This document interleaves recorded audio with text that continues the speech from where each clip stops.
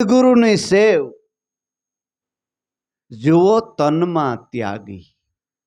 તારા તનમાં, તન એટલે શરીર, તારા દેહ દેવળની અંદર જ તારો પરમાત્મા બેઠેલો છે। જેટલો ભગવાન નજીક છે ને એટલું આપણું ઘરનું માણસ નજીક નથી। એટલો ઢુકડો ભગવાન છે આપણાથી। હે, ગમે એટલું નજીકનું જે નજીક આપણું સંબંધી હોય ને એના કરતા 1000 ગણો નજીક આપણો ભગવાન છે। ભગવાનને આપણે સેટું કેટલું છે? ખાલી 12 જ આંગર, 12 આંગર। આપણો પ્રાણ 12 આંગરનો છે। એમાંથી જો મન મમત્વ મૂકી અને પ્રાણમય થઈ જાય ને તો સીધો જ આત્મમય થઈ જાય છે।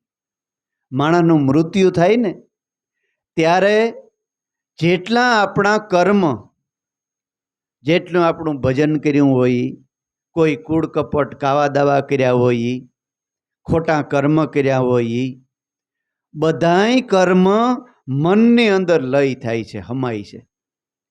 મન આપણા પ્રાણમાં હમાય છે। પ્રાણ અને મન, ઈપ અને પ્રાણ, આ 3 વસ્તુ આ શરીરમાંથી નીકળીને પાછી જાય છે। આપણે કહીએ છે ને કે ભેગું કંઈ જાતું નથી, ભેગું અનેક ગણ્યું જાય છે। પણ અહીંની વસ્તુ કંઈ જાતી નથી।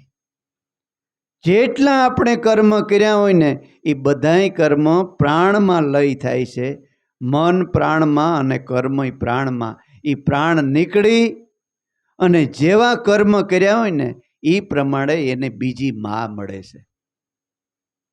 એટલે તો આપણે કહીએ છે કે ભાઈ ફલાણો ભાઈ તો કે એ પાછો થયો। હવે તો સુધરી ગયા, બીજા મીડિયા બોલવા। નગર પહેલાં જૂનવાણી વાત એ હતી કે ફલાણો ભાઈ પાછો થયો। એ ક્યાંય ગયો નથી, પાછો થયો। આજુબાજુમાં જ ક્યાંક રખડતો હોય, ત્યાર બગવારો થયો હોય ને કાં બીજો કંઈક થયો હોય, હે કાં પોતાને જ વાડીમાં મણિધર થઈને રખડતો હોય, કોઈને જવા દે ને કરે આવવા દે। ભજન છે ને, ભજન છે કે રામ ભજી લે રાણા, કુડી રસ્તી કુડા કામ કરીને દામ ભેગું કર્યું પણ દામ રહેશે ડટાણા, પછી માથે મણિધર થઈ અને તું રખડીશ। દામ રહેશે ડટાણા। ઓલો આપણે વાત કરીએ છીએ ને કે નંદ રાજા થયો, એટલો બધો લોભિયો, એટલો લોભિયો કે પ્રજા પાસે એક દોકડો ન રહેવા દીધો। પછી પણ વિચાર થયો કે હજી કોઈ પાસે અહીં હે, એટલે એક કે મોટું એવું ઊંટિયું શણગાર્યું અને પ્રધાનને કીધું કે આ નગરમાં ફેરવી આવે, કોઈ પાસે જો પૈસો હે ને તો ખબર પડી જાય। આખા નગરમાં ઊંટિયું ફેરવ્યું, એટલું બધું સુંદર કે છોકરા બિચારા રાડ્યું નાખે કે મને રમકડું લઈ દ્યો, પણ પૈસો હોય તો લઈ દે ને। આખા નગરને શેડે એક વૃદ્ધ ડોહીમાં બેઠા હતા અને ખોડામાં એક નાનો દીકરો બેઠો હતો। જોઈને કીધું કે એ માં મને રમકડું લઈ દે। દીકરો હગો દીકરો મરી ગયો હતો અને એના દીકરાનો દીકરો આ હતો। એકનો એક દીકરો માણા કે ને કે મૂળ કરતા વ્યાજ વાલું હોય, એટલો વાલો પાછો દીકરો તો મરી ગયો હતો, એના ઉપર ઉગે ને હાથમે ડોહીમાને। છોકરો આમ પડછડાય, માં મને રમકડું લઈ દ્યો। ડોહીમાં કે હવે મારે આને ક્યાં, ત્યારે યાદ આવ્યું ને ઓલા ઊંટવાળાને બેરક્યો કે ભાઈ ઓરો આવે, રમકડાની કિંમત કેટલી છે? તો કે માં તમારા પાસે જે કાંઈ હોય, તો કે એક દોકડો છે, પણ તને કાલ હવારી હું આપીશ, અટાણે નથી, પણ આ ઊંટિયું મારા દીકરાને દે, નકર આ મરી જાય માથા પસાડી।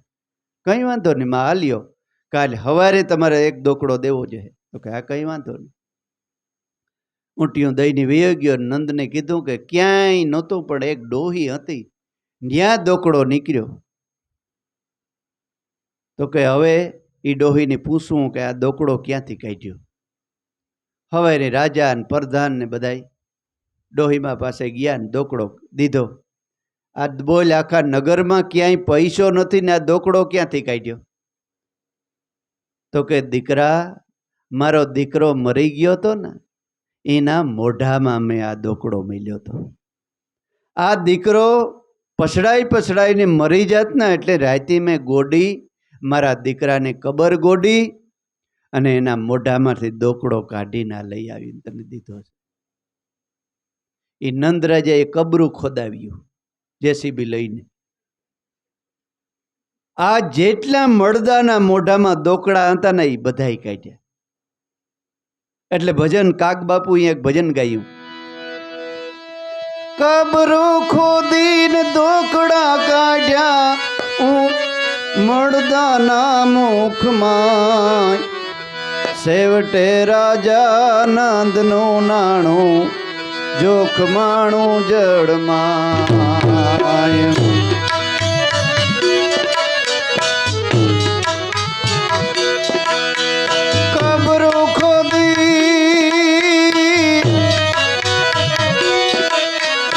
કબરો ખોદીને દોકડા કાઢ્યા મળદાના મુખમાં,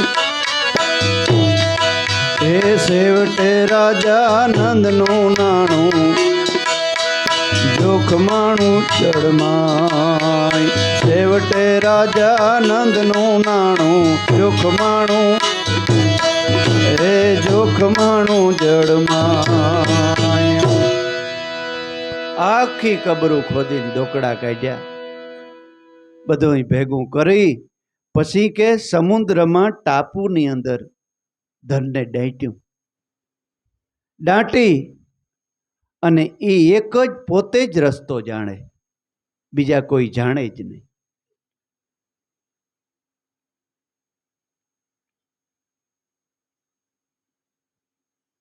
અને એને સાવી પોતાને ડેડરે બાંધી દીધી. પોતાને રાણીને ન કહ્યું કે આટલું ધન છે.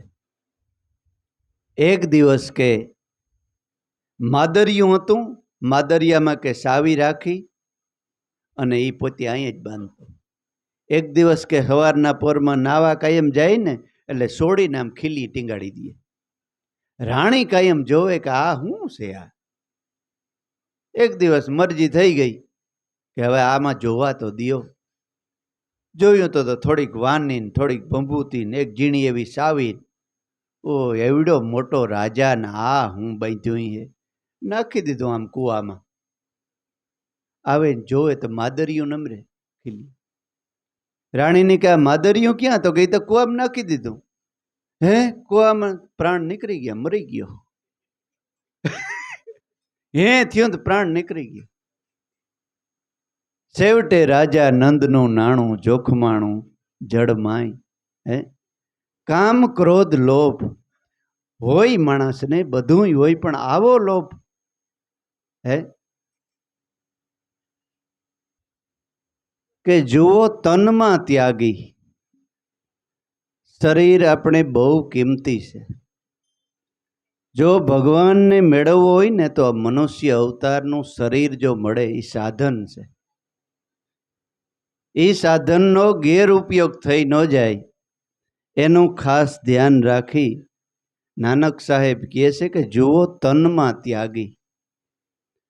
ગુરુ ગંગ શરણે નાનક બોલ્યા, મારી જરા અને મરણ ભે ભાંગી.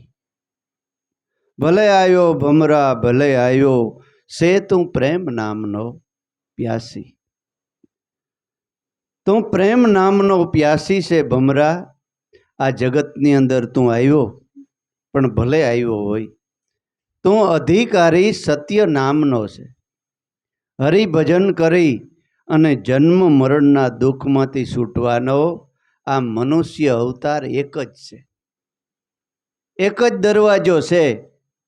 બાકી 84 લાખ દરવાજા છે ને, એમાં ક્યાંય ભગવાનને મળવાનો દરવાજો નથી. પણ આપણે માંડ માંડ માંડ કરીને દરવાજો ગોત્યો હોય ને તો માથામાં ખંજવાર આવે સુરદાસને જ. હે એક સુરદાસ હતો ને, તે નગર હતું કે ભાઈ પ્રવેશ કરવાનો દરવાજો એટલે ભાઈ એ દયાળુ એટલે કે આ હાથ ફેરવી જાય, આમ હાથમાં ખાલી જગ્યા આવે ને ત્યાંથી પ્રવેશ કરી જાય, અંદર દરવાજો છે. સુરદાસ હાથ દઈને વિયો જાય. દરવાજો આવે ને ત્યાં માથામાં કંજવાર આવે તો દરવાજો વટી જાય. એટલે 84 લાખ દરવાજા છે ને, એમાં પ્રવેશ કરવાનો આવે ને તો કોઈને કામ ને, કોઈને લોભ ને, કોઈને ઈશાન, કોઈને અદેખાઈને, કોઈને મારીને તારીને, કોઈ અંધશ્રદ્ધામાં હલવાઈને બેઠા છે. એ બધાય જાણપણાના જોરે ભગવાનને મળવા જવાનો દરવાજો છે ને ત્યાંથી પ્રવેશ કરવા દેતો નથી. પણ આ તો પૂર્વની કમાઈ હોય, કોઈ મહાપુરુષની દયા હોય, એવે ઠેકાણે જો જન્મ ભગવાને દીધો હોય તો આપણી ભવો ભવને ભૂખ ભાંગે એવા કોઈ મહાપુરુષ મળે છે. આવા મહાપુરુષ જેને આપણે દેવાયત પંડિતના નામથી ઓળખીએ છીએ, એ મા બાપનું નામ ઉદો અબોટી અને સોનબાઈ હતું. અને વંથલી ગામમાં કે દેવાયત પંડિત થઈ ગયા એમ એનો ઇતિહાસ કહે છે. વંથલી ગામમાં ઉદો અબોટી અને સોનબાઈ એને નેમ હતું. નેમ પાડવું ને એ બહુ અઘરું છે.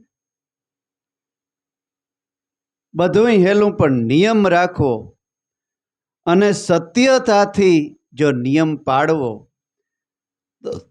તો નક્કી કોક દિવસ એને જીવતો જાગતો ભગવાન મળે છે. જગતમાં જે કંઈ છે એ ખોટું નથી, પણ આપણી સમજણ ખોટી છે.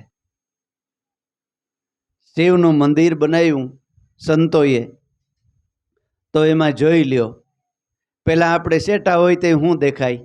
ધજા દેખાય. ધજા એટલે આપણું મન. જો મંદિરના ભગવાનને શરણે અને એને ઓળખાણ કરવી હોય તો ધજાની પૂંછડી જેવું આ મન છે ને, એને પહેલાં સ્થિર કરવું પડે. સ્થિર કરવા માટે ધજા કોઈ દી સ્થિર ન થાય, પણ ચોમાહામાં ઝીણો ઝીણો વરસાદ વરસતો હોય, ચારેય બાજુથી પવન વાતો હોય, જોજો ઘડી ઘડી પવન ફરતો હોય, અને એ ધજા એમાં ભીંજાઈ જાય, પાણીવાળી થઈ જાય, ભીંજાઈ જાય, અને જો એ દંડામાં વીંટાઈ જાય તો ધજા સ્થિર થાય એમ છે. એટલે આપણું મન છે ને એ ધજા છે, અને આ દેહ છે એ મંદિર છે, અને શ્વાસોશ્વાસ છે ને એ દંડો છે. મનરૂપી ધજા જો સદગુરુના ભજનમાં રંગાઈ જાય, ભક્તિના રંગમાં જો રંગાઈ જાય, એટલે મુક્તાનંદ મહારાજે એક ભજનમાં કીધું છે, એજી મારો સદગુરુ હાચું સમજાવે, નારાયણ સ્વામી મનડું રંગાણા વિના, ભીતર ભીજાણા વિના એ ભક્તિ ન ભાવે રે.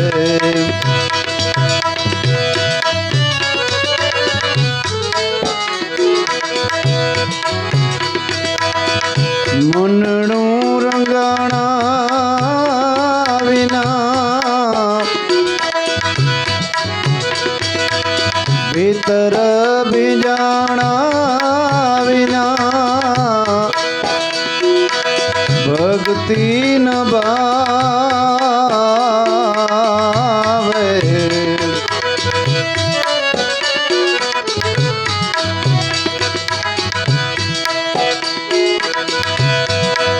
મનડું રંગાણું જ્યારે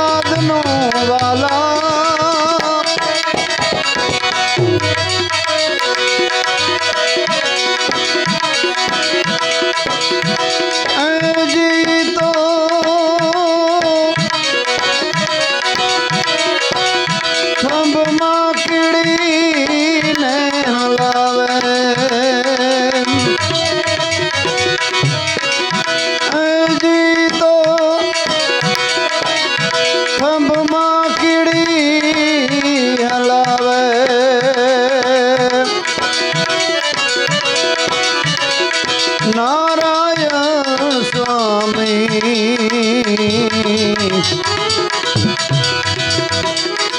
मनडू रंगाणा विना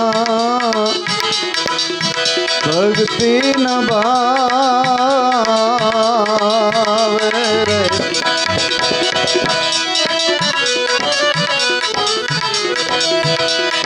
मनडो रंगाणो જ્યારે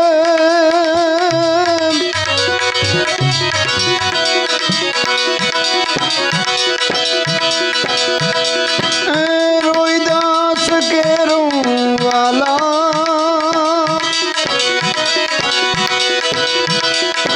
मनडो रंगाणो જ્યારે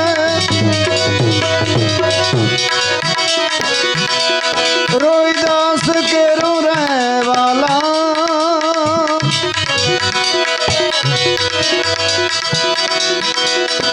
जी रही तो कुंड मां गंगा ने वहावे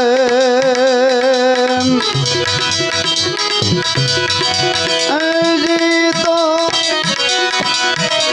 कुंड मां गंगा ने वहावे नारायण स्वामी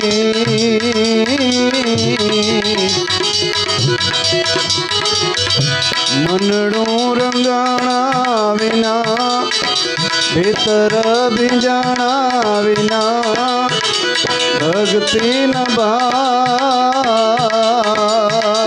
रे।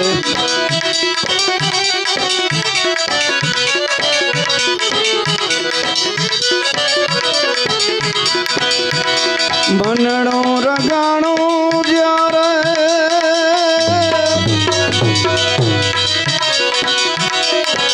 नरसिंह मेहता केरो रहवाला मनडो रंगाणो જ્યારે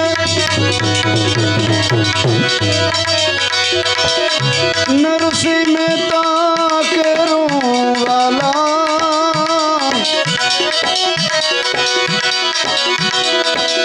जिए ने हरिवर हार पेरावे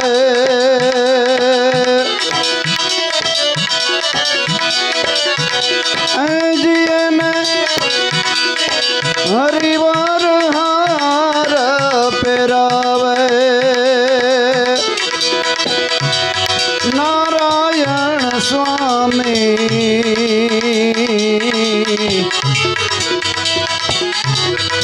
मनडो रंगाणा विना भीतर भिंजाणा विना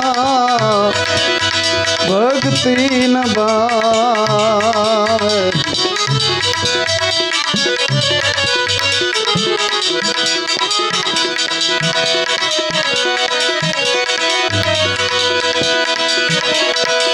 मनडो रंगाणो रे જ્યારે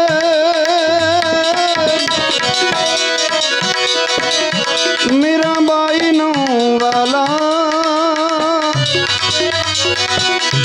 मनडो रंगाणो જ્યારે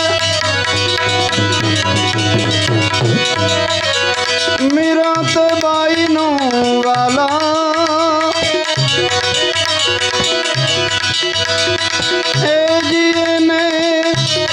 हरिवर जेर पचावे ई तो जेर ना कटोरा पचावे नारायण स्वामी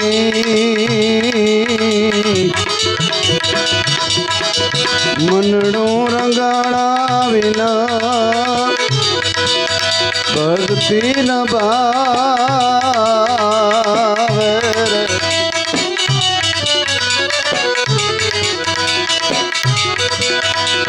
सदगुरु प्रताप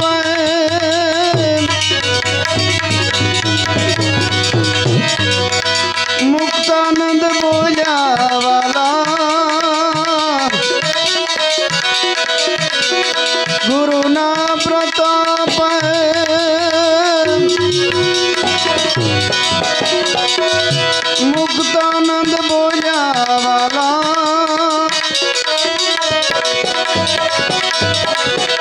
અમને ગુરુ રામાનંદ જ્ઞાન બતાવે, હે નારાયણ સ્વામી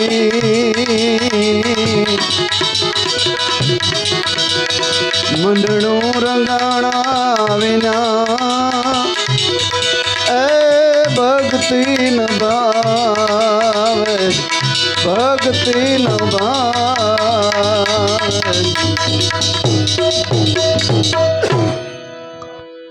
સહજાનંદ મહારાજે કે પહેલા ભગવાન હાટું થઈ અને પોતાના દેહને સૂકવી નાખ્યો હતો.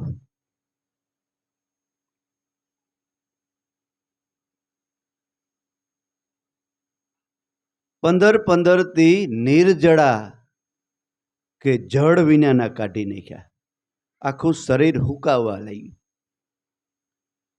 એમ ફરતા ફરતા મુક્તાનંદ બાપુનો ભેટો થયો, જે મૂળદાસ બાપુને કુએ પડવા દીકરી આવી હતી ને, એને દીકરીનો દીકરો એટલે મુક્તાનંદ. એને ભેટો થયો સ્વામી સહજાનંદને. ત્યારે એની આ ઉપદેશ આપ્યો કે શરીર સૂકવવાથી કંઈ નહીં વરે. તો કે તો ભગવાન કેમ મળે? તો કે મનડું રંગાય ને ત્યારે. મનડું રંગાણું જ્યારે ભક્ત પ્રહલાદનું અને શ્રીબાઈ સતી અને કર્ણે કુંભારે જ્યારે મન રંગવાનો પીછડો આપ્યો, એ રંગે રંગાઈ ગયો ને ત્યારે બથ ભરવા તૈયાર થયો અને સામે કીડીની લાઈન દેખાણી. મન રંગાણા વિના ભક્તિ કોઈ દી ભાવે. મીરાબાઈને રોહિદાસ બાપાએ મન રંગ્યું. રમણું રંગાણું રોહિદાસ સમારનું, કુંડમાં ગંગાજીને વહાવે. આપણે એમ કે સાંભળાના કુંડમાં ગંગાજી આવી છે, પણ આ દેહ છે ને એ સાંભળાનો કુંડ છે બાપા. અને આ મુખથી ગંગાજી વહી જાય છે ને, એમાં કોઈ નાઈ લે ને તો અત્યારે ઓધાર થઈ જાય એમ છે. હે આ ગંગાજી હોય. સાંભળાના કુંડ આ બધા સાંભળાના જ છે ને, દેહ છે. એમાં સદગુરુની કૃપાથી જ્ઞાનરૂપી ગંગા જો નીકળે અને એમાં જો અભડસીટનો અબકો ન આવે, હે નકર આ એઠવાડો જ છે ને બધું. આમાં તો કોક જિજ્ઞાસુ પુરુષો એમાં જો અભડસેટની બીક વગર જો સ્નાન કરી લે ને તો અમર થઈ જાય એમ છે. એટલે મનડું રંગાણા વિના મહારાજ ભક્તિ ભાવે નહીં. તો કે તો હું કરું? તો કે ગુરુ શરણે વયો જા. ત્યારે એને ગુરુ ઉપદેશ આવ્યો. કારણ કે કોળિયું, વાટ અને દિવેલ ત્રણેય તૈયાર હતું, ખાલી દીવો પ્રગટાવવાનો બાકી હતો. ઉપદેશ આપ્યો, સહજ સમાધિ થઈ ગઈ. ઉપદેશ આપ્યો અને કે સહજમાં સમાધિ થઈ ગઈ. નહોતા એક દી લાભુ દાદાની વાત કરતા કે જજની નોકરી આવતી હતી. જજ કે બાપા મારે જજ બનવું. એના બાપાએ કીધું કે આ તને કેનીએ કીધું? કોક જોર આવવા ગયો, કોઈક મિત્ર હતો ને, બે હરીખું ભણતા. એની બધું લખી દીધું કે આમ ને આમ બધું એ ભૂલી ગયો, બધું કરજે એટલે તને જજની નોકરી આવી જાય. એ હરજીવન બાપાને લાભુ દાદાએ એના બાપને કીધું આવું આવું. તો કે આ તને કેનીએ કીધું? તો કે મારો એક મિત્ર છે એની. તો કે તારે બાપનું કેવું માનવું કે એનું કેવું માનવું? પણ આ તો પ્રેમ અવતાર, વ્યાસનો અવતાર હતા. તો કે બાપા બાપનું જ કેવું મનાય? મોટામાં મોટો આપણો હગો બાપ આપણો અહિત કરે, હે એનો જ મનાય ને? તો કે તો મારું માનવું હોય તો બાપાના અટાણે મકાન શણાય છે, જ્યાં ગારિયા દેવા વયો જાય. બાંદ્રા કે પુંજારામ બાપા ન્યા બેમાંથી એક જગ્યાએ કડિયા કામ હાલતું તું, જજ બનતો તો. જજ એ વિદ્યાર્થી જજ બનવાની નોકરી આવવાની હતી અને ન્યા એક સામાન્ય મજૂરની જેમ મંડ્યો ગારિયા દેવા. તમે વિચાર કરો. 15 દી ગારિયા દઈ દઈ દઈ અને હાજી સત્સંગ સાંભળે એટલે સત્સંગ સંભળાવે. પછી આ તો આઈ કોડિયું વાઇટ ને તૈયાર જ હતું. અને કે ઉગારામ બાપાએ મહામંત્રનો ઉપદેશ આપ્યો. ઉપદેશ આપ્યો ને કે 8 દી સુધી એક જગ્યાએ બેઠો રહ્યો કોટડીમાં. પ્રકાશ થઈ ગયો. ઉગમ યોગ પ્રકાશ ઈ પછી તરત લખ્યો કે મનનું રંગાણ આવીને. અત્યારે બાપ હગા બાપ માથે ભરોસો નથી, હગા કાકા માથે ભરોસો નથી, હગા ભાઈ માથે ભરોસો નથી. ઘરમાં બાપી ઉપદેશ લીધો હોય તો ઘરવાળીની ભરોસો નથી. વિચાર તો કરો, તમે વિચાર તો કરો કે આપણું અર્ધું અંગ કહેવાય એ તમારું કઈ અહિત કરે? પણ એને ઉપર અત્યારે ભરોસો નથી. એટલે મનણું રંગાણા વિના ભીતર ભીંજાણા વિના ભક્તિ નો ભાવે એ નારાયણ સ્વામી સહજ સમાધિ થઈ ગઈ. એટલે એનું નામ સહજાનંદ પડ્યું. નારાયણ સ્વામીમાંથી સહજાનંદ, પછી ધીમે ધીમે શ્રીજી મહારાજ કરી નાખ્યું. અને આખું વસનામૃત વાંચજો, ગુરુ ગમ સિવાય સહજાનંદ મહારાજે વાત નથી કરી. બાકી આ તો પાટો બદલાઈ ગયો સાવ. આખો સંપ્રદાયનો પાટો જ બદલાઈ ગયો. એ માયલો સત્સંગ જ નથી ક્યાંય. આપણો ગુરુ સાહેબ ધારાનો એક પુરુષ હતો સ્વામિનારાયણ ભગવાન. અને ચોખ્ખું લખ્યું છે કે પંચ વિષયને નાશ કરી શબ્દ સ્પર્શ રૂપ રસ અને ગંધ, આ 5 વિષય ઝેર જેવા છે, એને નાશ કરવા માટે બ્રહ્મનિષ્ઠ ગુરુને શરણે જઈ અને અક્ષરધામ સુધી પૂગવાનો રસ્તો મળે છે. હરપ વયા ગયા ને હવે તો ઢસરડા રહ્યા છે. એટલે મનણું રે રંગાણા વિના ભીતર ભીંજાણા વિના ભક્તિ નો ભાવે નારાયણ સ્વામી. એટલે મનરૂપી ધજા જો પલરે, શ્વાસો શ્વાસ રૂપી દંડામાં જો વીટાઈ જાય તો શિવ તત્વ આત્માના દર્શન થાય એમ છે. ભીંજાણા પછી શિવને મંદિરે તમે પ્રવેશ કરો એટલે પોઠિયાના દર્શન થાય. નંદી ધીર ગંભીર ધીરતાનું પ્રતીક છે. ભગવાનનું ભજન કરવામાં ધીરજ રાખો. 1 દી 2 દીની આ સાધના નથી, જીવનના છેલ્લા શ્વાસ સુધીની આ સાધના છે. અનુભવની વાટ નહીં જોવાની કે મને અનુભવ, ગુરુ મળ્યા ને તેથી જ તમને અનુભવ કરાવી દીધો. ગુરુ મળ્યા તેથી જ તમને અનુભવ કરી દીધો કે આ તારો ભગવાન છે અને આનું સ્મરણ કર્યા કરી. બસ છેલ્લી શ્વાસ, છેલ્લા શ્વાસ સુધી ધીરજ રાખી અને આનું ભજન કર. સગુણ રૂપ સદગુરુ છે, નિર્ગુણ રૂપ તમારો આત્મા છે. હવે કેનો અનુભવ કેવાનો જોઈએ છે? થાય કે ન થાય એની ઓલામાં પડ્યા રહ્યો એ ધીરજ.